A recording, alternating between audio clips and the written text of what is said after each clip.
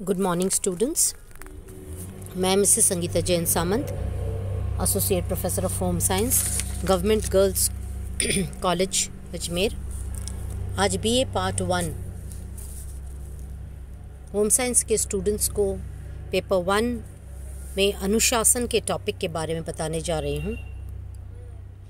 अनुशासन के अर्थ, उसकी परिभाषा और उसके उद्देश्य के बारे में आज थोड़ा सा प्रकाश डालूंगी। यह नैतिक विकास के अंतर्गत आने वाला एक टॉपिक है। चलिए हम शुरू करते हैं। अनुशासन जो है अंग्रेजी के डिसिप्लिन शब्द का हिंदी रूपांतर है, जिसका अर्थ होता है एक तरह से कड़क ट्रेनिंग, जिसमें नियमबद्धता, सीख, दंड, दमन आदि होते हैं। दरअसल डिसिप्लिन जो है एक शब्द डिसाइपल से बना है, जिसका अर्थ होता है शिष्य या चेला। या अनुशासन का सीधा सा अर्थ है आज्ञा के अनुसार चलना, यानी जो व्यक्ति अनुसरण करने वाला है उसको अपने जो बुजुर्ग या जो अपने जो ऊपर हैं उनकी आज्ञा के अनुसार चलना होगा। अनुशासन दो शब्दों के मिलने से बना है, अनु एवं शासन। अनु का अर्थ है पीछे और शासन का अर्थ है आज्ञा। अतः आज्ञा के पीछे चलना अर्थात आज्ञा का पालन करना ही अनुशासन कहलाता है।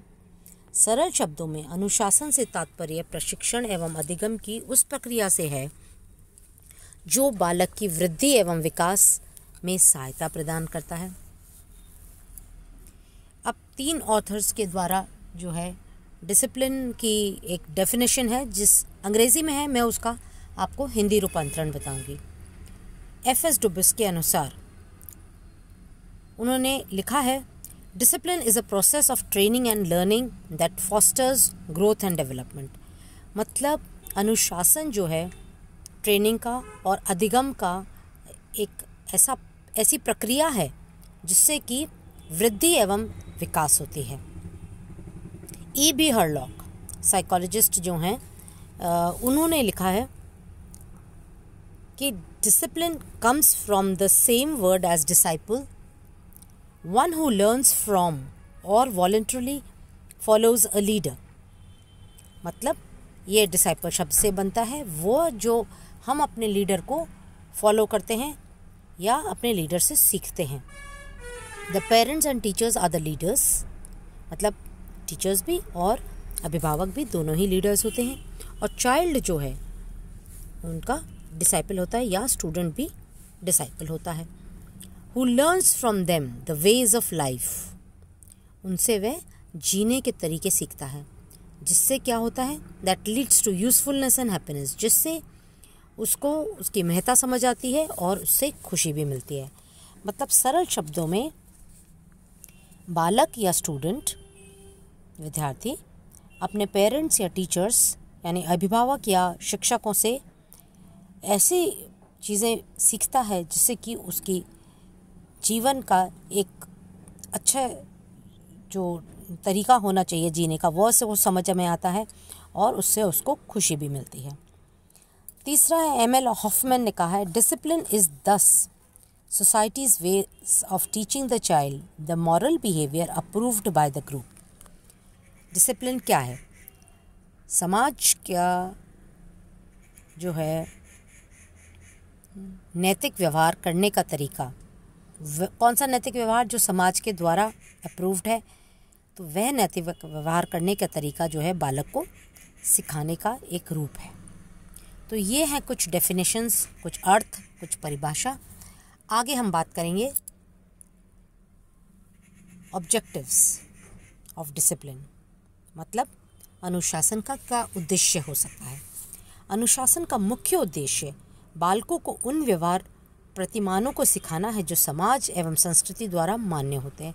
मतलब जो समाज और संस्कृति ने हमारे लिए सेट कर रखे उस व्यवहार को सीखना, और जिनसे बालकों के सामाजिक समायोजन में सहायता मिलती है। मतलब सोशली एडजस्ट कर सकते हैं।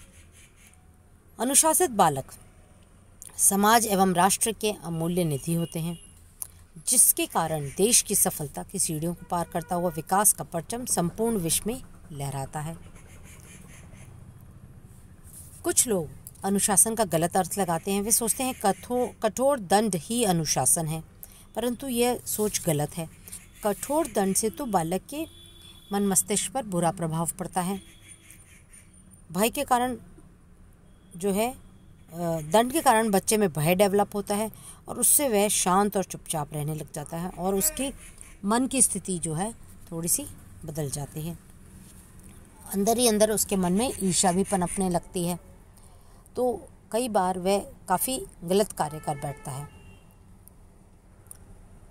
तो इस तरह से कठोर दंड तो जो है डिसिप्लिन के साथ नहीं जोड़ा जा सकता। कुछ मनोवैज्ञानिकों ने बालकों में अनुशासन से संबंधित अनेक अध्ययन किए हैं तथा वह इस निष्कर्ष पर पहुँचे हैं कि बालकों को बाल्यावस्था से ही अनुशासित करना चाहिए। मतलब उनको बचपन से ही ये चीज़ सिखानी चाहिए क्या सही है, क्या गलत है और क्या समाज के अनुसार है। उनको नैतिक मूल्यों के बारे में बताना चाहिए। नैतिक मूल्यों की शिक्षा देते समय इसके संबंध में विस्तार से बताना चाहिए। उन्हें केवल आदेशात्मक तथ्य बताकर अनुशासन की पालना करना नहीं सिखाना चाहिए, बल्कि उन्हें प्यार से समझाना चाहिए कि किसी कार्य को क्यों करना चाहिए और क्यों नहीं करना चाहिए। जब कार्य एवं कारण में संबंध स्थापित हो जाए तो बालक अपने आप ही अच्छे बुरे सही गलत के बारे में, भले बुरे के बारे में अपने विचार बना लेगा और समझ पाएगा। बाल्यावस्था में बच्चा जो भी सीखता है उसके जीवन पर्यंत उस पर छाप रहती है और वह उसके व्यक्तित्व में झलकता भी है। तो कहीं ना कहीं ये इम्पोर्टेंट है कि हम अनुशासन का मेन उद्देश्य क्या है वह समझें। उद्देश्य बच्चे को डराना नहीं है, डराने से उसको मन में भय उत्पन्न करना नहीं है। तो कहीं ना कहीं यह उसके भले के लिए अनुशासन का उद्देश्य एक ढंग से बच्चे को समझाना चाहिए ताकि वह बाल्यावस्था से ही एक बड़ा जिसको कहेंगे समझदार तरीके से व्यवहार कर सके। धन्यवाद।